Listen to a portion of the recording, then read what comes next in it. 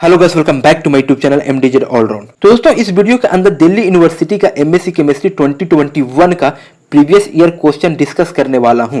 जैसे मैंने पहले भी एक वीडियो बना रखा था पार्ट 1, जिसमें आपको 15 से 16 क्वेश्चन आपको देखने को मिलेगी वहां पर, बट उसके अंदर मैंने फिजिकल, इनऑर्गेनिक और ऑर्गेनिक तीनों उसमें मिक्स करके कवर किया था, डिस्कस किया था पूरा स्टेप बाय स्टेप सोल्यूशन के साथ। बट इस वीडियो के अंदर मैं डिस्कस करने वाला हूं ओनली फॉर फिजिकल केमिस्ट्री का, जो डीयू में 2021 में पूछे गए थे, जितने भी फिजिकल केमिस्ट्री पूछे गए थे सभी फिजिकल केमिस्ट्री का मैं इस वीडियो के अंदर इसी वीडियो के अंदर पूरी डिस्कस कर दूंगा, पूरी एंड तक फिजिकल केमिस्ट्री को एंड कर दूंगा। प्लीज वीडियो में लास्ट तक बने रहिएगा, क्योंकि वीडियो बहुत ज्यादा फायदा होने वाली। आपकी जो सोल्यूशन मिलेगी बहुत इजी लेवल में सोल्यूशन मिलेगी। हाँ, सभी क्वेश्चन का सोल्यूशन लो से लो स्टूडेंट को भी समझ में आ जाएगी, क्योंकि बहुत इजी लेवल में मैं सोल्यूशन लेकर आया हूं इस वीडियो के अंदर। तो इस वीडियो के अंदर सिर्फ ओनली फॉर फिजिकल केमिस्ट्री का मैं डिस्कस करूंगा, और इसके बाद जो वीडियो आएगी वो ऑर्गेनिक और इनऑर्गेनिक भी कवर हो जाएगी। ऑल ओवर आपका ड्यू का कंप्लीट हो जाएगी। और साथ ही साथ जो फर्स्ट टाइम मेरे वीडियो को वॉच कर रहे हैं तो प्लीज चैनल को सब्सक्राइब करके जाइएगा। अगर वीडियो पसंद आए तो प्लीज वीडियो को लाइक करके जाइएगा। इससे पहले मैंने 1 से लेकर 5 क्वेश्चन जो था वो पार्ट ए में, डीयू का पार्ट ए में कंप्लीट करा दिया था। अगर आपने वो नहीं देखा है 5 क्वेश्चन 1 से लेकर 5 क्वेश्चन तक, तो प्लीज आपको डिस्क्रिप्शन में भी लिंक मिल जाएगा, और आपको इसके लिए प्लेलिस्ट भी बना हुआ है। प्लेलिस्ट को चेकआउट करके वहां से भी आप देख सकते हैं। तो 6 नंबर क्वेश्चन की बात करें तो 6 नंबर क्वेश्चन में क्या मेंशन कर रखा है, which substances when added to water will not change the pH. मतलब इसमें बता रहा है कि कौन सा सब्सटेंसेस है, इस ऑप्शन में कौन सी सब्सटेंसेस है जो वाटर में ऐड करने में, पानी में ऐड करने पर जिसका पीएच चेंज नहीं होता है। तो मैं आपको सोल्यूशन बता दूं तो केसीएल जो होता है, तो strong acid, strong base and strong acid से मिल करके हमारा केसीएल का फॉर्मेशन होता है। और केसीएल को जब हम वाटर में डालते हैं, वाटर में डिसोसिएट करते हैं, तो K+Cl- का डिसोसिएट होता है। और जैसे डिसोसिएट होता है तो ये रिवर्स रिएक्शन नहीं करता है, जिसकी वजह से इसका पीएच जो होता है वो चेंज नहीं होता है। तो यहाँ पर जिसका आंसर करेक्ट होगी, आपका केसीएल ही आंसर करेक्ट हो जाएगी। अब हम बात करें केसीएन का, तो केसीएन जो फॉर्मेशन होती है वो strong base and weak acid से मिलके ही फॉर्मेशन होती है। जो इसके बाद हम केसीएन को वाटर में डिसोसिएट करते हैं तो K+ और Cn- आयंस का फॉर्मेशन होती है। और इसके बाद जो होता है ये रिवर्स रिएक्शन कर देता है, और उसके बाद केसीएन फॉर्मेशन हो जाता है, जिसकी वजह से आपका पीएच जो होता है वो चेंज हो जाती है। तो इस तरह से आपको अमोनियम बाइकार्बोनेट में भी सेम प्रोसेस होता है कि weak acid and strong base से मिलकर के बनती है, और अमोनियम कार्बोनेट को हम वाटर में डिसोल्व करते हैं तो सोडियम प्लस बाइकार्बोनेट का फॉर्मेशन होता है। और फॉर्मेशन होने के बाद ये रिवर्स रिएक्शन करता है, जिसके बाद पीएच लेवल चेंज हो जाती है। हाँ, इसका पीएच चेंज हो जाती है। तो इस तरह से आपको अमोनियम क्लोराइड का भी सेम देखने को मिलती है। Strong acid and weak base से मिलकर के बनती है अमोनियम क्लोराइड, और इसका भी पीएच चेंज हो जाती है क्योंकि रिवर्स रिएक्शन कर जाती है। बट केसीएल एक ऐसा सॉल्ट है जो strong base and strong acid से मिलकर बनता है, और केसीएल को वाटर में जब हम डिसोसिएट करते हैं तो K+Cl- का फॉर्मेशन होती है। बट ये जो होता है ये आयंस के फॉर्म में ही रह जाता है, और ये रिवर्स रिएक्शन नहीं करता है, जिसकी वजह से पीएच चेंज नहीं होती है। तो आपका 6 जो क्वेश्चन का आंसर है वो आपका फर्स्ट आंसर आपको करेक्ट होगी, केसीएल। 7 नंबर क्वेश्चन की बात है तो 7 नंबर क्वेश्चन में क्या मेंशन कर रखा है, important the commercial extraction process as well as analytical technique utilize carbon dioxide above its critical temperature 31.1 degree Celsius and pressure 7.5 under this condition. इस क्वेश्चन में पूछा है, आपका क्रिटिकल टेम्परेचर में पूछा गया है कि क्रिटिकल टेम्परेचर पे अंडर कंडीशन क्या होती है। तो यहाँ पर देख सकते हैं, आपको अगर क्रिटिकल टेम्परेचर के बारे में पता होगा तो यहाँ से आप मालूम कर सकते हैं। यहाँ पर देख सकते हैं क्रिटिकल टेम्परेचर का क्या पॉइंट होती है। तो when the temperature of A gas in its critical state above which it can not be liquefied by pressure. मतलब कहने का मतलब ये है कि कोई भी गैस जो होता है, कोई इतने भी प्रेशर लगा ले वो लिक्विड में लिक्विफाई नहीं होता है। जितने भी प्रेशर लगाने के बाद भी वो लिक्विफाई नहीं होती है, मतलब वो लिक्विड में कन्वर्ट नहीं होता है। इसका मतलब यही है। तो इस ऑप्शन में हमें चूज करना है। तो फर्स्ट ऑप्शन देख सकते हैं, carbon dioxide can not dissolve material like liquid if is through, तो ये गलत है, ये नहीं होगा। कार्बन डाइऑक्साइड नॉन कॉमनली, ये भी गलत है। Carbon dioxide no longer fluids, ये भी गलत है। लास्ट ऑप्शन देख सकते हैं, one can not condense the gas to a separate liquid state by the applying pressure. ये आपका ऑप्शन सही है, लास्ट ऑप्शन आपका सही है, क्योंकि यहाँ पर देख सकते हैं कि गैस और लिक्विड के बीच में कंडेंस नहीं कर सकता है। आप जितना ही प्रेशर लगा लो, जितना ही प्रेशर लगाओगे आपका ये सेपरेट नहीं कर सकता है। तो इस आंसर को जो आपका आंसर करेक्ट होगी वो आपका डी आंसर आपका करेक्ट हो जाएगी। 8 नंबर क्वेश्चन की बात है तो 8 नंबर क्वेश्चन में क्या मेंशन कर रखा है, यहाँ पर आपका एक इक्वेशन दे रखा है, ठीक है, और इसे पूछ रहा है कि 1/p को क्या बोलते हैं। तो यहाँ पर आप देख सकते हैं, मैं यहाँ पर आपको सोल्यूशन लेकर आया हूँ। यहाँ पर देख सकते हैं dv = 1/p dw, ठीक है, ये आपने मैथमेटिक्स में पढ़ा होगा, इंटीग्रेशन में या फिर डिफरेंशिएशन में पढ़ा होगा। तो यहाँ पर बता देना है कि आपका 1/p को क्या बोलते हैं, डिफरेंशिएशन फैक्टर बोलते हैं या फिर इंटीग्रेशन फैक्टर बोलते हैं। तो dv/dw is equal to 1/p। तो dv/dw को हम लोग बोलते हैं डिफरेंशिएशन फैक्टर और 1/p को हम क्या बोलते हैं, इंटीग्रेशन फैक्टर। जैसे यहाँ पर आप देख सकते हैं, इस आपको इससे मालूम चल गया होगा कि dy/dx को हम क्या बोलते हैं, डिफरेंशियल फैक्टर, ठीक है। और इसी तरह से जो 1/p हमारा हो गया वो हमारा इंटीग्रेशन फैक्टर होता है। तो यहाँ पर पूछा गया 1/p, तो 1/p हमारा क्या हो, इंटीग्रेशन फैक्टर होगा। तो यहाँ पर करेक्ट जो आंसर होगा वो आपका बी आंसर आपको करेक्ट होगी। 9 नंबर क्वेश्चन की बात करें तो 9 नंबर क्वेश्चन आप देख सकते हैं, आपको थर्मोकेमिस्ट्री से क्वेश्चन है। हाँ, इसमें बताना है, यहाँ पर देख सकते हैं आपको molar enthalpy combustion of propene का आपको निकालना है। यहाँ पर आप दे रखा है प्रोपीन का, और यहाँ पर मेन आपको इक्वेशन दे रखा है। और यहाँ पर फर्स्ट आपका जो इक्वेशन है वो enthalpy of hydrogenation of propene है। फिर उसके बाद आपको जिसमें डेल्टा एच का वैल्यू दिया हुआ है, फिर enthalpy of combustion of propane है, फिर उसका वैल्यू आपको दे रखा है, डेल्टा एच दे रखा है। फिर लास्ट में आपको दे रखा है इंथैल्पी फॉर्मेशन ऑफ वाटर है, वहां पर आपको डेल्टा एच का वैल्यू दे रखा है। तो यहाँ पर हमें बताना वही है कि मोलर इंथैल्पी कंबशन प्रोपीन का क्या होगा। तो ये थोड़ा सा थर्मोकेमिस्ट्री का क्वेश्चन है और ये आपको बनाना पड़ेगा, ठीक है, बिना बनाए हुआ समझ में नहीं आएगी। तो यहाँ पर मैंने आपके लिए बना के लाया, जैसे आप देख सकते हैं कि आपका ये इक्वेशन था। फर्स्ट में आपको दिया हुआ था हाइड्रोजनेशन ऑफ प्रोपीन, तो यहाँ पर देख सकते हैं हाइड्रोजन प्रोपीन और डेल्टा एच का वैल्यू दे रखा है। फिर उसके बाद सेकंड में जो था कंबशन ऑफ प्रोपेन, तो कंबशन ऑफ प्रोपेन है और डेल्टा एच का वैल्यू दे रखा है। फिर थर्ड में जो था वो आपको फॉर्मेशन ऑफ वाटर था, तो फॉर्मेशन ऑफ वाटर था, इक्वेशन नहीं दे रखा था, बट हम वाटर को कैसे फॉर्मेशन करते हैं, तो H2 + हाफ O2 से रिएक्ट करते हैं तो वाटर फॉर्मेशन होता है और डेल्टा एच का वैल्यू यहाँ पर दे रखा है। तो सबसे पहले हमें क्या करना होगा कि first equation and second equation को ऐड कर देना है, जोड़ देना है। जोड़ने के साथ साथ आपको 2 से मल्टीपल करना है और उसके बाद आपको थर्ड इक्वेशन से सब्सट्रैक्ट कर देना है, मतलब घटा देना है। तो आपका फाइनली हमारा ये इक्वेशन देखने को मिल जाएगी। जैसे यहाँ पर आप देख सकते हैं इक्वेशन 1 एंड इक्वेशन 2 को दोनों को ऐड कर दिया है और इक्वेशन 3 को घटा दिया है, और अब सभी में 2 से मल्टीपल करना जरूरी होगा, तभी आपका वो इक्वेशन देखने को मिलेगा जो मैंने बताया। यहाँ पर देख सकते हैं फर्स्ट इक्वेशन था और सेकंड इक्वेशन को मैंने ऐड किया और 2 से मल्टीपल किया, तो हमें फाइनली ये इक्वेशन देखने को मिलती है। थर्ड इक्वेशन से हमने माइनस कर दिया और 2 से मल्टीपल कर दिया, तो फाइनली हमारा जो फर्स्ट जो इक्वेशन था वो देखने को मिल गई। यहाँ पर देख सकते हैं फर्स्ट इक्वेशन हमारा यही था, CH3H6 9O2 और 6 CO2 और 6 वाटर मोलिक्यूल। जैसे यहाँ पर आप देख सकते हैं सेम प्रोसेस देखने को मिलेगा। इसका मतलब ये है कि हमारा सही है। जब सही है तो मेरा डिजिट फिल कर देना है, बस डिजिट पुट कर देना है। यहाँ पर आप देख सकते हैं first equation and second equation को ऐड कर दिया है और थर्ड इक्वेशन को माइनस कर दिया है और 2 से मल्टीपल कर दिया है। तो यहीं पर आपको डिजिट फिल कर देना है। तो फर्स्ट इक्वेशन का हमारा कितना था, वो 128 किलो जूल पर मोल और 2 से मल्टीपल कर दिया है, फिर साथ में ऐड कर दिया है। फिर सेकंड इक्वेशन था -2220 था और 2 से मल्टीपल कर दिया, फिर लास्ट में थर्ड इक्वेशन से माइनस कर दिया है। उस थर्ड इक्वेशन जो डिजिट था वो -286 था और 2 से मल्टीपल कर दिया। और फाइनली हमारा कैलकुलेशन बन के आया, वो आया है -4124। तो इसका फाइनली जो आंसर हो जाएगी 4124, मतलब डी आंसर आपको करेक्ट हो जाएगी।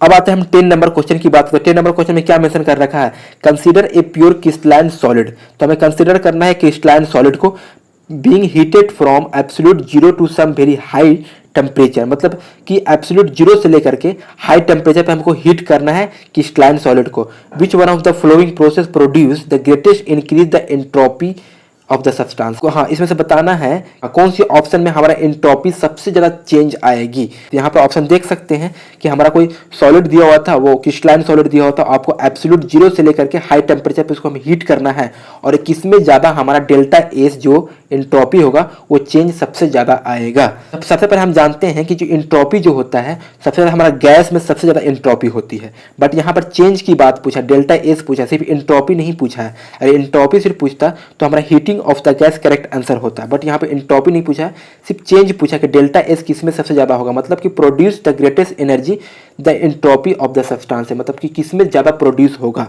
तो सिंपल फर्स्ट ऑप्शन की बात है तो फर्स्ट ऑप्शन देख सकते हैं बॉइलिंग द लिक्विड। तो लिक्विड की हम जो बॉइलिंग करेंगे, तो लिक्विड की जब हम बॉइलिंग करेंगे तो वहां पर हमारा लिक्विड बॉयल होने के बाद गैस में कन्वर्ट कर जाएगा। तो लिक्विड का एंट्रोपी और गैस का एंट्रोपी के जो बीच के जो डेल्टा एस होगा ना, वो काफी ज्यादा डिफरेंस आएगा, काफी ज्यादा चेंज आएगी। तो इस हिसाब से जो इसका आंसर करेक्ट होगी, आपका फर्स्ट आंसर आपको करेक्ट हो जाएगी, क्योंकि हाँ बॉइलिंग जो है लिक्विड को बॉइलिंग कर रहा है, तो लिक्विड को बॉइलिंग करे तो मतलब लिक्विड से गैस में कन्वर्ट हो जाएगा बॉइलिंग करने पर। तो लिक्विड का एंट्रोपी और गैस का एंट्रोपी को जब चेंज करेंगे और निकालेंगे, हम डेल्टा एस निकालेंगे तो काफी ज्यादा हमारा चेंज आएगा, तो जिसकी वजह से हमारा बॉइलिंग ऑफ द लिक्विड इसका करेक्ट आंसर हो जाएगी। अब 11 नंबर क्वेश्चन की बात, तो 11 नंबर क्वेश्चन में क्या मेंशन कर रखा है, when crystalline solid hydrated barium hydroxide and crystalline solid ammonium chloride are mix in a beaker at room temperature पे दोनों को मिक्स कर दिया है। The temperature of the beaker content rapidly falls to about -20 degree Celsius. तेजी से, हाँ, room temperature से तेजी से -20 डिग्री सेल्सियस पे आ गया है। तो फाइनली इसका मतलब ये हो गया है कि टेम्परेचर यहाँ पर जो है वो डाउन हो गया, मतलब कि लो हो गया है। तो यहाँ पर जब टेम्परेचर जब लो हो जाता है तो डेल्टा एच और डेल्टा एस में क्या चेंज आती है, तो जब भी हमारा टेम्परेचर तेजी से गिर जाता है तो वहाँ पर हमारा जो होता है वो एंडोथर्मिक प्रोसेस होती है, और एंडोथर्मिक प्रोसेस में जो डेल्टा एच का जो वैल्यू होता है वो हमारा पॉजिटिव होता है। तो ठीक है, तो एंडोथर्मिक में हमारा डेल्टा एच का वैल्यू पॉजिटिव होता है। हाँ, और साथ में आपको बता दूं कि जब डेल्टा एच का वैल्यू पॉजिटिव होगा तो डेल्टा एच जो होगा 0 से बड़ा होगा। तो यहाँ पे जो रिएक्शन है वो स्पॉन्टेनियस वर्क कर रही है, क्योंकि बैरियम हाइड्रोक्साइड जो है वो हाइड्रेटेड रिएक्ट कर रहा है सॉलिड अमोनियम क्लोराइड के साथ और मिक्स हो रहा है, तो ये रिएक्शन जो है वो स्पॉन्टेनियस वर्क कर रही है। तो स्पॉन्टेनियस में हमारा जो क्या होता है कि डेल्टा जी जो होता है वो हमारा नेगेटिव होता है और डेल्टा एस जो होता है वो हमारा पॉजिटिव होता है। आपने पढ़े होंगे delta G is equal to होता है del H minus T del S होता है, ये फॉर्मूला होता है। डेल एस जितना पॉजिटिव होगा उतना हमारा डेल जी का वैल्यू नेगेटिव आएगा। हाँ, तो इस हिसाब से हमारा जो स्पॉन्टेनियस में जो होता है डेल्टा जी नेगेटिव और डेल एस पॉजिटिव होता है, और यहाँ पर हमारी एंथैल्पी जो होगा वो हमारा एंडोथर्मिक होगा, और एंडोथर्मिक के साथ साथ हमारा डेल एच जो वैल्यू होगा 0 से बड़ा होगा और डेल एस का वैल्यू भी 0 से बड़ा होगा। तो ऑप्शन कौन सा मैच कर रहा है, एंडोथर्मिक है, डेल एच के ग्रेटर 0 एंड डेल एस भी ग्रेटर 0। तो ऑप्शन फर्स्ट ऑप्शन इसका करेक्ट आंसर देखने को मिलेगी। अब 12 नंबर क्वेश्चन की बात है, तो 12 नंबर जो क्वेश्चन आपका है ये केमिकल काइनेटिक्स का क्वेश्चन है, और ये भी क्वेश्चन बहुत ईजी क्वेश्चन है। इस क्वेश्चन में क्या मेंशन कर रखा है, क्या पूछा गया है, for the reaction A plus B, हाँ, इक्विलिब्रियम सी प्लस डी, ठीक है, at a certain temperature. Equilibrium आपका कांस्टेंट के दे रखा है, उसका वैल्यू भी दे रखा है, ठीक है, और ए कॉन्सेंट्रेशन और बी कॉन्सेंट्रेशन, सी कॉन्सेंट्रेशन और डी कॉन्सेंट्रेशन का मोल पर लीटर भी वैल्यू दे रखा है। तो इसमें बताना है कि इसका जो रिएक्शन होगा क्या रिएक्शन फॉलो करेगी, इक्विलिब्रियम पे करेगी या फिर लेफ्ट टू राइट जाएगी या राइट टू लेफ्ट जाएगी, हमें बताना है। तो यहाँ पर आप सोल्यूशन देख सकते हैं, A plus B equilibrium C plus D, ठीक है, और के इक्विलिब्रियम का वैल्यू दे रखा है। तो हम यहाँ पर क्यू सी निकाल दिए हैं, क्यू कॉन्सेंट निकाल दिए हैं। तो कॉन्सेंट जो होता है concentration upon product upon concentration of reactant होता है। तो कॉन्सेंट्रेशन ऑफ प्रोडक्ट क्या है, C concentration into D upon A concentration into B. तो एक सी के जो वैल्यू हमारा दे रखा था वो हमारा सी का जो वैल्यू कॉन्सेंट्रेशन सी के जो वैल्यू दे रखा है 0.1 दे रखा था। तो यहाँ पर कॉन्सेंट्रेशन वैल्यू को पुट कर देना है। जैसे पुट कीजिएगा तो आपको क्यू सी का जो वैल्यू आएगा 1/2 मतलब 0.5 मोल पर लीटर आएगा। इसका मतलब ये हो गया के इक्विलिब्रियम और क्यू सी दोनों का वैल्यू इक्वल आ गया। इसका मतलब इक्वल आने का मतलब ये हो गया कि इसका रिएक्शन जो है इक्विलिब्रियम पे वर्क करेगी, और इसका जो आंसर होगा वो आपका ए आंसर इक्विलिब्रियम पे ही वर्क करेगी। तो दोस्तों 13 नंबर क्वेश्चन की बात करें तो 13 नंबर क्वेश्चन में क्या मेंशन कर रखा है, the osmotic pressure of A 0.36 gram decimetre cube of glucose.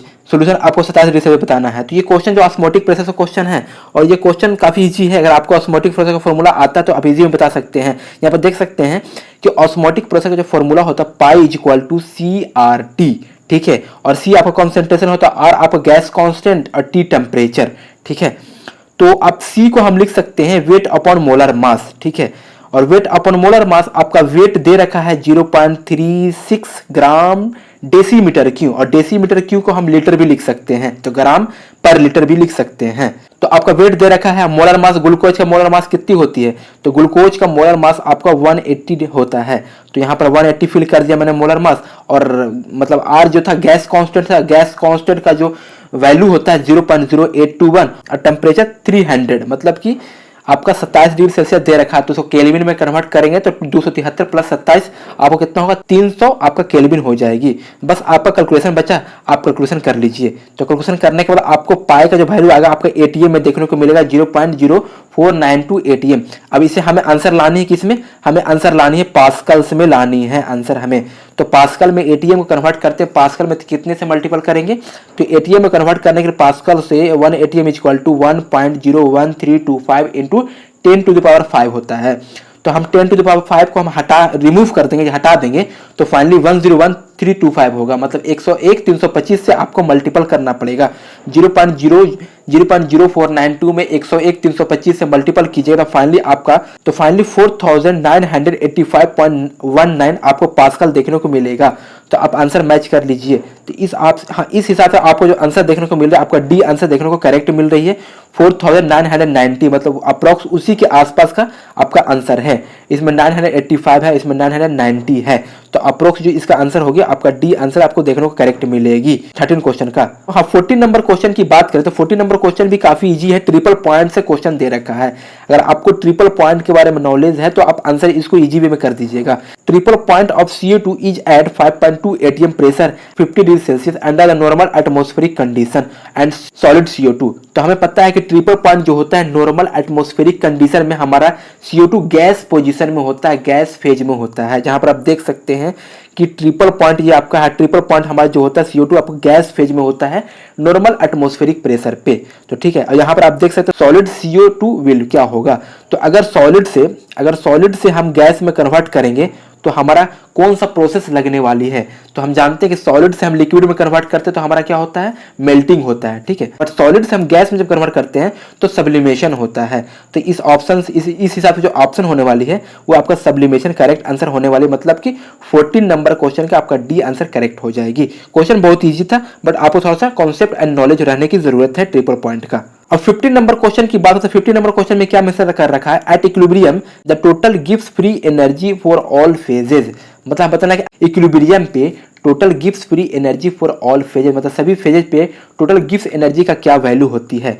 तो याद रखिएगा, यहाँ पर थोड़ा सा कंफ्यूजन की बात है। मैंने भी एग्जाम दिया था, इसमें थोड़ा गलती कर दिया था कि मैंने ये दिया था कि इक्विलिब्रियम पे जो गिव्स एनर्जी का फेजेज होता है वो जीरो होती है। मैंने जीरो मार के आया था, यहाँ पर देख सकते हैं जीरो देख सकते हैं, बट इसका आंसर जीरो नहीं होगा, इसका इनकरेक्ट आंसर है। यहाँ पूछा था टोटल गिव्स फ्री एनर्जी पूछा था, टोटल सिर्फ गिव्स फ्री एनर्जी पूछता तो हमारा जीरो आंसर करेक्ट होती, बट यहाँ पर एग्जामिनर ने थोड़ा सा माइंड लगा दिया, यहाँ पर टोटल लगा दिया। तो टोटल की वजह से यहाँ पर जो आपको ऑप्शन होगी वो आपको मिनिमम ऑप्शन इसका करेक्ट हो जाएगी। यहाँ पर आप देख सकते हैं आप आंसर में कि यहाँ पर आप देख सकते हैं when both temperature and pressure held constant chemical potential the partial molar gives free energy at chemical equilibrium phase equilibrium the total sum of the product chemical potential and stoichiometric coefficient is zero. But लेकिन free energy होगा उसका minimum हो जाएगा। यहाँ पर आप देख सकते हैं इसको फ्री एनर्जी जो होगा, गिव्स फ्री एनर्जी जो होगा वो आपका मिनिमम हो जाएगा। तो 16 नंबर अब क्वेश्चन की बात करें तो 16 नंबर भी क्वेश्चन काफी इजी है। ये आपका गिब्स फेज रूल से क्वेश्चन है। ये बहुत इजी क्वेश्चन है, बहुत तुच्छ से क्वेश्चन है। आपने पढ़ा होगा, फेज रूल पढ़ा होगा, तो फेज रूल में हम फॉर्मूला पढ़े हैं। यहाँ पर आप देख सकते हैं कि F इज इक्वल टू होता है C minus P plus two होता है। ये फॉर्मूला हमने पढ़ा है, F is equal to C minus P plus two. बस उसी हिसाब से आपको ऑप्शन टिक कर देना है। तो यहाँ पर दे रखा है P प्लस, थोड़ा यहाँ पर आपको थोड़ा सा मतलब कि एक्सप्रेशन को थोड़ा सा कोरिलेट करना होगा। यहाँ पर जो P माइनस है वो इधर आ जाएगा, इक्वल की इधर आ जाता है, P plus F C plus two हो जाएगा। तो इसके बाद P plus F C plus two कौन से ऑप्शन में मैच करता है, आपका डी आंसर आपको करेक्ट हो जाएगी। अब 17 नंबर क्वेश्चन की बात है तो 17 नंबर भी ट्रिपल पॉइंट से फिर से क्वेश्चन पूछ दिया है। आपको ट्रिपल पॉइंट के बारे में फिर से नॉलेज होना चाहिए, इसलिए मैं बता रहा हूँ सॉलिड स्टेट फेज रूल में आपको ट्रिपल पॉइंट को पढ़ना बहुत जरूरी है। काफी ज्यादा क्वेश्चन DU के अंदर देखने को मिलती है। इस क्वेश्चन से आप अंदाजा लगा सकते हैं। तो ट्रिपल पॉइंट के बारे में अगर आपको थोड़ा सा थ्योरी नॉलेज है तो आप बता सकते हैं, अगर नहीं नॉलेज है तो मैं आपको बता दूं।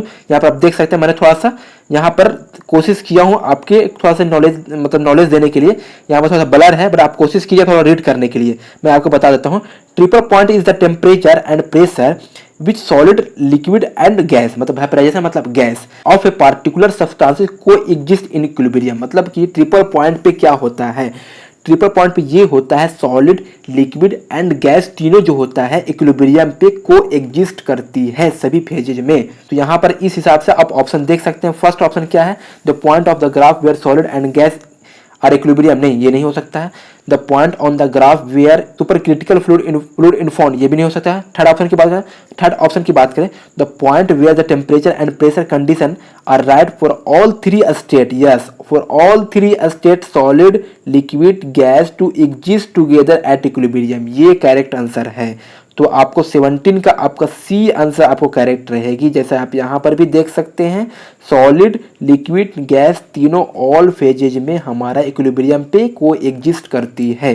तो आपको 17 का सी आंसर आपको करेक्ट होगी, यहाँ पर देख सकते हैं। 18 नंबर क्वेश्चन की बात करते हैं। 18 नंबर क्वेश्चन देख के लगता है ये क्वेश्चन फ्राडे रूल से है। आपने फैराडे रूल पढ़ा होगा तो आप इस क्वेश्चन को इजी वे में कर दे सकते हैं। इसमें बता रहा है कि आपको एम्पियर दे रखा है और आपका टाइमिंग भी दे रखा है, ठीक है। और साथ साथ आपको एक्स यहाँ पर देख सकते हैं, यहाँ पर एक्स का वैल्यू हमें इवेल्युएट करना है और यहाँ पर देख सकते हैं डिकम्पोजिशन आपको 0.374 मोल आपको दे रखा है। बस सिंपल से आपको फैराडे रूल को इक्वेशन लगा देनी है और अटेम्प्ट कर देनी है। तो W equal to Z I T Faraday rule का इक्वेशन होता है और W को हम M भी लिख सकते हैं, M equal to Z I T, मतलब mass equal to Z I T. तो जेड को हम लिख सकते हैं मोलर मास इंटू NF लिख सकते हैं और I इंटू टी। तो I का हमारा जो वैल्यू दे रखा है 20 एम्पियर और टाइम दे रखा है 1 आवर, मतलब कि सेकंड में कन्वर्ट करेंगे तो 60 इंटू 60 आपको सेकंड में कन्वर्ट हो जाएगा। और मोलर मास आपका जो है, तो यहाँ पर मोलर मास कुछ तो दे नहीं रखा है, इन आपका नहीं दे रखा है। और फैराडे जो होता है 96,500 आपका फैराडे का वैल्यू होती है, यहाँ पर आप देख सकते हैं। और इसे हमें क्या करना है ना कि जो मोलर मास है वो M से डिवाइड कर देना है, मतलब इसको यहाँ लेके आ जाना है। तो मतलब वेट अपॉन मोलर मास होता है, वेट अपॉन जो मोलर मास होता है वो मोल में कन्वर्ट होता है। मोल ने आपने पढ़ा होगा कि मोल इक्वल टू क्या होता है, वेट अपॉन मोलर मास, तो मोल में कन्वर्ट हो गया, ठीक है। और यहाँ आप देख सकते हैं, आप कुछ नहीं करना और N हमें निकालना है और मोल आपका दे रखा है, यहाँ पर आप देख सकते हैं मोल आपको दे रखा है 0.375। तो यहाँ पर आप सिंपल यहाँ पर मोल का वैल्यू हम पुट कर सकते हैं और यहाँ से आप एन का वैल्यू इवेल्युएट कर सकते हैं। तो इवेल्युएट कीजिएगा तो आपका कैलकुलेशन बेस है, कैलकुलेशन करने के बाद आपका एन का जो वैल्यू यहाँ पर आएगा 1.9 वैल्यू आता है, 2 नहीं आता, 1.9 वैल्यू आता है। तो उस हिसाब से आपका 1 आंसर या फिर 2 आंसर देखने को मिलेगा। अब 90 नंबर क्वेश्चन की बात करें तो 90 नंबर क्वेश्चन आपको इलेक्ट्रोकेमिस्ट्री से क्वेश्चन है। यहाँ पर आप देख सकते हैं कि आपका रिडक्शन पोटेंशियल यहाँ पर दे रखा है और सभी का वैल्यू आपका ई सेल दे रखा है और पूछा गया है कि इसमें आपको रिएक्ट स्पॉन्टेनियसली क्या होगा, स्पॉन्टेनियसली रिएक्शन करना है। तो हमने पढ़ा है डेल्टा जी, जो delta G is equal to होता है -NFE होता है। तो अगर हमारा डेल्टा जी स्पॉन्टेनियस में हमें क्या होता है, डेल्टा जी नेगेटिव होना चाहिए। तो डेल्टा जी नेगेटिव तभी होगा जब हमारा ई सेल का वैल्यू पॉजिटिव होगा। ई सेल का वैल्यू जितना ज़्यादा पॉजिटिव होगा उतना ज़्यादा हमारा डेल्टा जी नेगेटिव होगा और स्पॉन्टेनियस रिएक्शन काम करेगा। तो हमें यहाँ पर देखना है कि किसका ई सेल का वैल्यू पॉजिटिव है। तो ऑप्शन से हमको मैच करना है, तो हमको सभी ऑप्शन में ई सेल निकाल देना है। जिसमें ई सेल का सबसे ज़्यादा पॉजिटिव होगा वो हमारा उसका आंसर करेक्ट होगा। तो इसका जो आंसर करेक्ट रहने वाले आपको थर्ड आंसर आपको करेक्ट रहेगी, सी आंसर आपको करेक्ट होगी, क्योंकि आप इसका निकालोगे तो ई सेल पॉजिटिव सबसे ज़्यादा आएगी, सी का आंसर ही। अब 20 नंबर क्वेश्चन की बात है। 20 नंबर क्वेश्चन में क्या मेंशन कर रखा है, which of the following statement is correct regarding electrochemical cell. Electrochemical cells के रिगार्डिंग में हमें करेक्ट बताना है। तो ये क्वेश्चन भी काफ़ी इजी है। तो यहाँ पर मेंशन कर रखा है सेल पोटेंशियल एक्सटेंसिव प्रॉपर्टी, नहीं, सेल पोटेंशियल हमेशा इंटेंसिव प्रॉपर्टी होता है। तो ये आपका गलत है। हाँ, ये आपका सही आंसर है कि सेल पोटेंशियल इंटेंसिव प्रॉपर्टी होता है, ये आपका करेक्ट आंसर है। 20 जो आंसर करेक्ट होगी आपको बी आंसर आपको करेक्ट देखने को मिलेगी। हाँ, अब 21 क्वेश्चन की बात करें तो 21 क्वेश्चन में क्या मेंशन कर रखा है, which of the following statement about physisorption in is correct. मतलब हमें बताना है कि फिजिजॉब्सन के बारे में बताना है, इसमें इनकरेक्ट कौन सा है कैरेक्टरिस्टिक्स। तो हमें बताना है कि फिजिजॉब्सन में क्या होती है। तो सबसे पहले आपको फिजिजॉब्सन एंड केमिजॉब्सन के बारे में मालूम होगी तभी इस क्वेश्चन को आंसर कर पाइएगा। तो मैंने आपको देख सकते हैं यहाँ पर फिजिजॉब्सन के बारे में लेके आया हूँ, यहाँ पर देख सकते हैं। तो फर्स्ट ऑप्शन से हम देखते हैं, फर्स्ट ऑप्शन में जो लिखा गया है तो attraction due to weak van der Waals forces, yes. हाँ, तो ये आपका ऑप्शन सही है कि फिजिजॉब्सन में आपका यहाँ पर देख सकते हैं, फिजिजॉब्सन में ही आपका arise to van der Waals weak forces होता है। तो फिजिजॉब्सन में आपका वंडरवॉल वीक फोर्सेस होता है।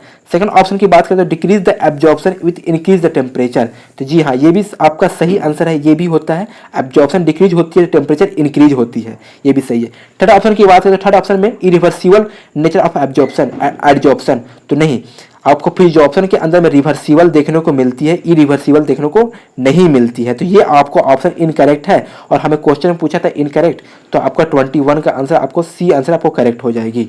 अब 22 क्वेश्चन की बात है तो 22 क्वेश्चन भी काफी इजी क्वेश्चन है। ये भी आपका, ये भी क्वेश्चन आपको इलेक्ट्रोकेमिस्ट्री से ही है और इस क्वेश्चन में पूछा गया है in an electrochemical cell electrode having the higher reduction potential will act as. मतलब रिडक्शन पोटेंशियल पे हमारा क्या वर्क करती है, एनोड, कैथोड, इलेक्ट्रोलाइट या सॉल्ट ब्रिज। तो आपको इस चीज को आंसर करने के लिए आपको छोटा सा मैं आपको एग्जाम्पल दे दूं, मतलब हिंट्स दे दूं। तो यहाँ पर आप देख सकते हैं CRAO मतलब कैथोड आपका रिडक्शन पे होता है और एनोड ऑक्सीडेशन पे होता है। तो इस चीज को अगर आपके पास माइंड में रहेगा तो आंसर इजी वे में कर दीजिएगा, क्योंकि रिडक्शन पूछा, इसका मतलब है कि रिडक्शन हमारा कैथोड पे ही होगा। तो इसका आंसर आपका होगा, फाइनली जो इसका आंसर होगा आपको कैथोड आंसर आपको करेक्ट हो जाएगी। तो दोस्तों अब 23 नंबर क्वेश्चन की बात करें तो 23 नंबर क्वेश्चन भी सेम ही क्वेश्चन था जो 2022 में था। यहाँ पर भी क्वेश्चन में जो पूछा गया है, during electrolysis the reaction take place at the cathode. Cathode पे इलेक्ट्रोलाइसिस में कौन सी रिएक्शन टेक प्लेस करती है। तो यहाँ पे मैंने आपको बता दिया था कि कैथोड जो होता है रिडक्शन पे होता है, एनोड होता है ऑक्सीडेशन पे होता है। तो सिंपल सा बात है, कैथोड है तो रिडक्शन पे ही होगा, तो आपका आंसर डी आंसर आपका करेक्ट हो जाएगी। अब 24 नंबर क्वेश्चन की बात करें तो 24 नंबर में क्या मेंशन कर रखा है। 24 नंबर जो क्वेश्चन है मैं आपको बता दूं, ये केमिकल काइनेटिक्स से क्वेश्चन है और यहाँ पर क्वेश्चन में जो मेंशन कर रखा है, द रेट कांस्टेंट के of order of reaction, first order of reaction 6.93 second inverse 1 and 25 degree Celsius. How long will take for the reaction to be 75% complete? इसमें बताया कि फर्स्ट ऑर्डर का रिएक्शन है, आपका के का वैल्यू दे रखा है, इसमें वो टाइमिंग बताना है 75% कंप्लीट होने के बाद हमारा टाइमिंग क्या लगेगी। फर्स्ट ऑर्डर का रिएक्शन है केमिकल काइनेटिक्स का।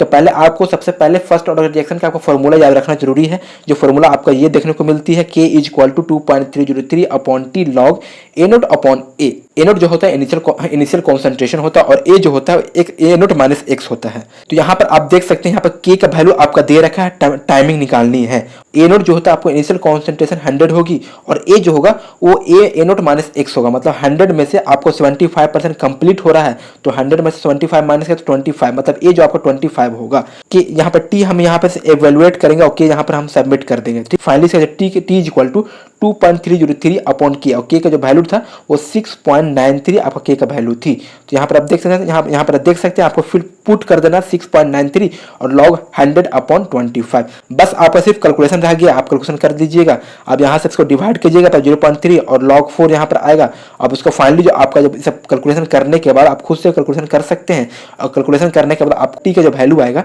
वो 0.2 सेकंड आपको फाइनली वैल्यू आएगी। यहाँ पर आप देख सकते हैं आपका बी आंसर आपको करेक्ट है। अब 25 क्वेश्चन की बात करें तो 25 क्वेश्चन में क्या मेंशन कर रखा है, the reaction A forward B plus 2c is second order, which of the following statement incorrect. हमें इनकॉरेक्ट बताना है। सेकंड ऑर्डर का रेट निकालने की कोशिश करें। यहाँ पर देख सकते हैं ये आपका रिएक्शन दे रखा है और हम रेट निकालने की कोशिश करेंगे। तो यहाँ पर देख सकते हैं ये आपका मैंने रिएक्शन है और रेट निकालने की कोशिश किया मैंने, D a concentration upon D T. तो ए जो हमारा है रिएक्टेंट है, तो रिएक्टेंट वाला जो होता है वो माइनस में होता है, प्रोडक्ट वाला हमारा पॉजिटिव होता है, प्लस में होता है। क्योंकि रिएक्टेंट से प्रोडक्ट जाते हैं तो रिएक्टेंट का जो क्वांटिटी होती है वो माइनस में चला जाता है, मतलब घटने लगती है, और प्रोडक्ट का क्वांटिटी बढ़ने लगती है, जिसकी वजह से रिएक्टेंट की क्वांटिटी जो होती है माइनस में जाती है। हाँ, D a concentration upon D T minus में, और फिर उसके बाद आप देख सकते हैं प्रोडक्ट का D B concentration upon T, फिर उसके बाद अब 2 मोल है तो 1/2 हो जाएगा बाहर में, और सी कॉन्सेंट्रेशन अपॉन टी। तो यहाँ पर आपको ऑप्शन मिला लेना है, मैच कर लेना है, जहाँ पर इनकरेक्ट होगा वो हमारा आंसर आपको करेक्ट हो जाएगी। यहाँ पर देख सकते हैं फर्स्ट ऑप्शन में दे रखा है minus D upon D T equal to D B upon D T. तो यह फर्स्ट आपका सही आंसर देखने को मिल रही है, D upon D T equal to 1/2 D C upon D T. तो ये भी ऑप्शन आपका सही लग रहा है, बट यहाँ पर आप देख सकते हैं D upon D T minus, हाँ, D upon D T equal to 1/2 D C upon D T. यहाँ पर भी आप देख सकते हैं आपको सही लग रहा है, बट यहाँ पर माइनस है, यहाँ पर आपको माइनस नहीं है। तो इस हिसाब से आपका जो बी है वो आपका इनकरेक्ट है और क्वेश्चन भी इनकरेक्ट ही पूछ रहा है। तो आपका बी आंसर आपको करेक्ट हो जाएगी। ठीक है, और सी की बात करें तो सी भी आपका रेट में, सी के भी सेकंड ऑर्डर का रेट यही होता है, रेट इज इक्वल टू के इंटू ए कॉन्सेंट्रेशन का होल स्क्वायर होता है, पावर 2 होती है। तो ये भी आपका सेकंड ऑर्डर का ही रिएक्शन है, ये भी आपका करेक्ट है। और डी भी आपका आंसर भी यूनिमोलिकुलर होता है, ये भी करेक्ट है। इनकरेक्ट आपका बी आपका इनकरेक्ट है, यहाँ से आप देख सकते हैं इनकरेक्ट आपका बी है। अब 26 नंबर क्वेश्चन की बात है, 26 नंबर भी आप देख सकते हैं question, by the factor does the rate the base catalysed saponification of ethyl acetate change if the pH increase 2 units. अगर हम पीएच को 2 यूनिट्स को इंक्रीज कर देंगे तो उसके बाद हमारा जो बचेगा उसके बाद क्या उसमें चेंज आएगी या नहीं आएगी, कितने चेंज आएगी हमें बताना है। तो पहले हम बता दें स्पोनिफिकेशन। तो स्पोनिफिकेशन जो होता है हम सोप बनाने के लिए काफ़ी ज़्यादा यूज करते हैं। स्पोनिफिकेशन में फैट हो या फिर ईस्टर हो, हम NaOH और KaOH के साथ हम हीट करते हैं तो हमारा कुछ बनती है, इस टाइप का फॉर्मेशन बनता है, सोप का फॉर्मेशन बनती है। तो ये सोप बनाने के ज़्यादा फॉर्मेट की यूज करते हैं स्पोनिफिकेशन में। और ये जो हमारा होता है स्पोनिफिकेशन, ये ऑर्डर सेकंड ऑर्डर में ही कैलकुलेट किया जाता है, ये फॉर्म में होता है सेकंड ऑर्डर में ही कैलकुलेट किया जाता है। हाँ, तो जो रेट होता है वो आपका डायरेक्टली प्रोपोर्शन डिपेंड करता है रिएक्टेंट पे। तो रिएक्टेंट हमारा ईस्टर है और NaOH है, तो डायरेक्टली प्रोपोर्शन डिपेंड करेगा, डायरेक्टली प्रोपोर्शन डिपेंड करेगा। और यहाँ पर आप देख सकते हैं कि पीएच जो है आपका इंक्रीज किया 2 यूनिट्स, तो पीएच आपको 2 यूनिट्स इंक्रीज कर दिया है। तो पीएच इक्वल टू हम जानते हैं pH equal to minus log OH होता है। तो यहाँ पर pH का हम 2 फिल कर देंगे और log OH, फिर उसके बाद माइनस log OH, फिर उसके बाद आप कैलकुलेशन है यहाँ पर 1 हाइड रहता था, 1 को हम लिख सकते हैं log 10, तो यहाँ पर log 10 लिख दिया मैंने और 2 जो है आपका पावर में चला गया, 10 टू पावर 2 चला गया और ये माइनस जो चार्ज है वो आपको 2 पे माइनस चार्ज आ जाएगी। तो फाइनली आपको यहाँ पर देख सकते हैं OH कॉन्सेंट्रेशन के इक्वल टू आया है 10 की पावर -2, फिर इसको हम लिख सकते हैं OH इक्वल टू 1/10 की पावर 2, मतलब 1/100 हो जाएगा, 10 की पावर 2 1/100 हो जाएगी। तो इसका मतलब ये है कि जो OH है वो आपका रेट का जो डायरेक्टली प्रोपोर्शनल पर डिपेंड किया है। तो इसका मतलब ये है जो OH होगा वो चेंज करेगा, डिक्रीज करेगा और 100 टाइम्स डिक्रीज कर जाएगा। यहाँ पर देख सकते हैं, तो इसका जो आंसर होगा वो आपको फर्स्ट आंसर आपको करेक्ट होगी, 100 टाइम डिक्रीज। अब 27 नंबर क्वेश्चन पे आते हैं। तो 27 नंबर क्वेश्चन आपको क्वांटम मैकेनिक्स का क्वेश्चन है। यहाँ पर देख सकते हैं the quantum efficiency of photochemical reaction is defined as. तो हमने अगर आपने पढ़ा क्वांटम इफिशियंसी पढ़ा होगा, रीड किया होगा, तो आप इस क्वेश्चन को आसानी से कर दीजिएगा। अगर नहीं पढ़ा तो मैंने आपको बताने की कोशिश करूंगा। यहाँ पर देख सकते हैं सोल्यूशन। तो क्वांटम इफिशियंसी या फिर क्वांटम इल्ड दोनों एक ही चीज होता है और इसको डिनोट हम साई से डिनोट करते हैं। साई बोलो या फिर ये कुछ भी बोलो, आप ये डिनोट करते हैं, इससे हम डिनोट करते हैं।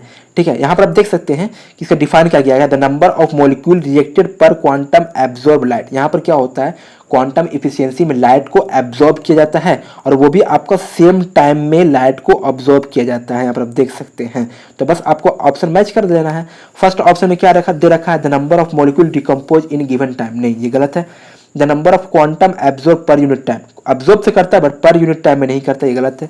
The ratio of molecule decompose in a given time to the number of quanta absorb in the same time, yes same time में एब्जॉर्ब कर देता है। 27 जो आंसर होगा आपका सी आंसर करेक्ट होगी। हाँ, अब 28 नंबर क्वेश्चन की बात करें। 28 नंबर क्वेश्चन भी काफी अच्छा क्वेश्चन है, काफी इजी क्वेश्चन है। ये आपको एनर्जी लेवल से क्वेश्चन है। अगर आप एनर्जी लेवल से क्वेश्चन यहाँ पर दे रखा है 9h² / 8ml², तो एनर्जी लेवल का आपको फॉर्मूला आपको याद होना चाहिए। एनर्जी लेवल का फॉर्मूला यही होता है n² / 8ml² होता है। तो यहाँ पर n का जो वैल्यू की जगह पर आपको 9 दे रखा है, तो n² = 9 दे रखा है, इसके बाद n = 3।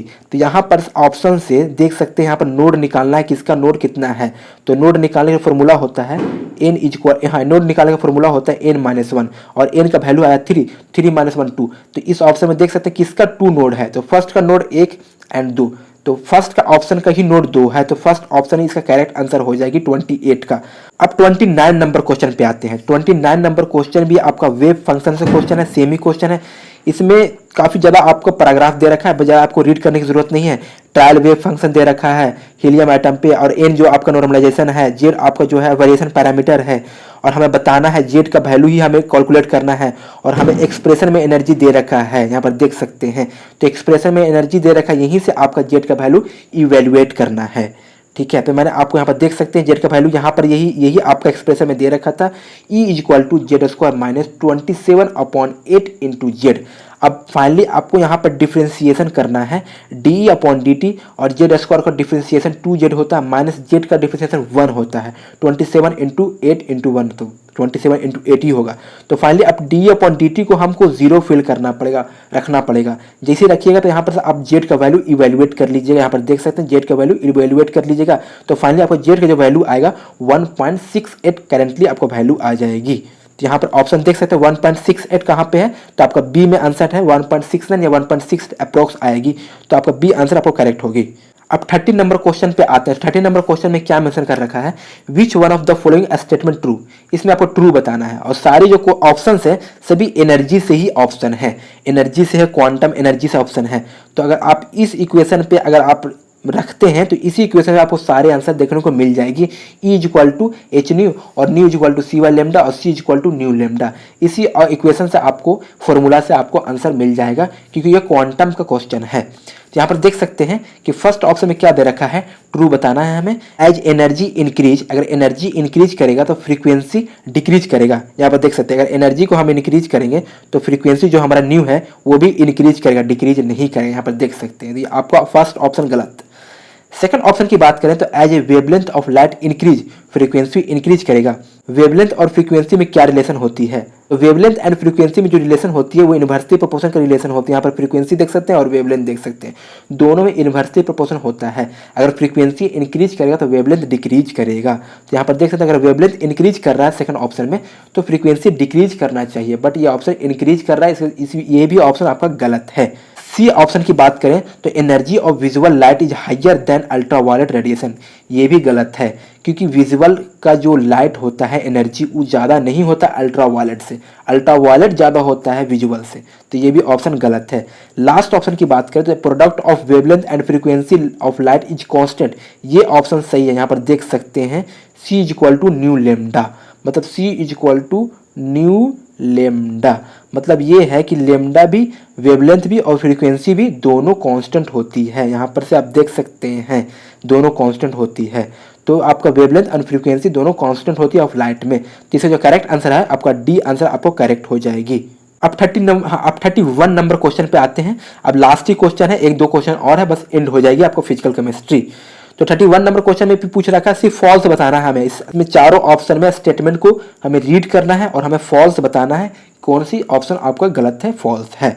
तो फर्स्ट ऑप्शन देख सकते हैं as the vibrational quantum number increase spacing between adjacent vibration level at diatomic molecule decrease, तो ये आपका सही है क्योंकि आपका क्वांटम नंबर इंक्रीज करता है और वाइब्रेशनल डायटोमिक पे डिक्रीज करता है, ये आपका सही है। सेकंड ऑप्शन की बात करें तो सेकंड ऑप्शन में क्या है, eight room temperature many rotational level of gas phase molecule आज सब्सटेंशियली पॉपुलेटेड, तो ये याद रखिएगा रोटेशनल पे हमारा जो होता है सब्सटेंशियली पॉपुलेटेड नहीं होता है, क्योंकि उसके अंदर मैं आपको बता दूं एनर्जी गैप, तो आपको वाइब्रेशनल में एनर्जी गैप सबसे ज़्यादा देखने को मिलती है और इसका एनर्जी का ऑर्डर जो होता है वो वाइब्रेशनल का एनर्जी सबसे ज़्यादा, उससे कम रोटेशनल और सबसे कम ट्रांसलेशनल, तो वाइब्रेशनल का एनर्जी गैप सबसे ज़्यादा था, रोटेशनल का सबसे कम होता है, तो रोटेशनल हमारा सब्सटेंशियली पॉपुलेटेड नहीं होगा, तो ये भी आपका आंसर ट्रू हो जाएगा। क्योंकि अब उसके बाद मतलब बताते हैं थर्ड ऑप्शन की, तो एट रूम टेम्परेचर पर वाइब्रेशनल लेवल जो होता है, हाँ at room temperature many vibrational are substantially populated, ये आपका गलत हो जाएगा क्योंकि एनर्जी गैप ज़्यादा होता है वाइब्रेशनल में, जिसकी वजह से वहाँ पर पॉपुलेटेड नहीं होता है। और यहाँ पर देख सकते हैं लास्ट ऑप्शन तो एनर्जी लेवल आपका ये सही है, तो ये आपका ट्रू है, तो बट आपका फॉल्स जो है आपका सी आंसर आपका फॉल्स है। अब 32 क्वेश्चन की बात करें, 32 क्वेश्चन में क्या है कि average distance of an electron from the nucleus in A hydrogen atom indicated by the quantum number. इसमें सिंपल सा क्वेश्चन है कि न्यूक्लियस से आउटर मोस्ट इलेक्ट्रॉन के बीच जो डिस्टेंस होता है तो उसको हम क्वांटम नंबर्स में कौन सी इंडिकेट करते हैं, क्या इंडिकेट करते हैं। तो यहाँ पर आप देख सकते हैं ये आपका न्यूक्लियस है, ये आउटर मोस्ट इलेक्ट्रॉन है, तो इसके बीच जो हमको मतलब इंडिकेशन होता है वो एस पी और डी का इंडिकेशन होता है, और एस पी और डी जो इंडिकेट करता है वो प्रिंसिपल क्वांटम नंबर ही इंडिकेट करता है। आपने पढ़ा होगा एटॉमिक स्ट्रक्चर में भी कि जो इंडिकेशन करती है क्वांटम, हाँ जो इंडिकेशन करती है एस पी डी एफ का वो प्रिंसिपल क्वांटम नंबर इंडिकेशन करती है, तो हमारा एन जो इसका आंसर करेक्ट होगा, तो एन ही हमारा डिनोट करता है प्रिंसिपल क्वांटम नंबर से, तो इसे जो करेक्ट आंसर होगा आपका सी आंसर आपको करेक्ट हो जाएगा एन। अब आते हैं लास्ट क्वेश्चन पे 33 क्वेश्चन पे, ये आपका DU MSc केमिस्ट्री का फिजिकल केमिस्ट्री का सबसे लास्ट क्वेश्चन है। तो अब आते हैं क्वेश्चन में क्या मेंशन कर रखा है, the number of vibrational modes of C2H2। तो इस क्वेश्चन को मैंने भी किया था बट मैंने भी गलत कर दिया था कि नॉर्मल क्वेश्चन जो भी करके आएंगे स्टूडेंट तो आपने गलती करके ही आएगा कि सबको फॉर्मूला याद आता है कि वाइब्रेशनल मोड का जो फॉर्मूला होता है वो 3n-5 होता है और कंपोनेंट जो है वो 4 कंपोनेंट है, तो 3 × 4 -12 -5 मतलब आपको 7 आंसर करेक्ट हो जाएगी।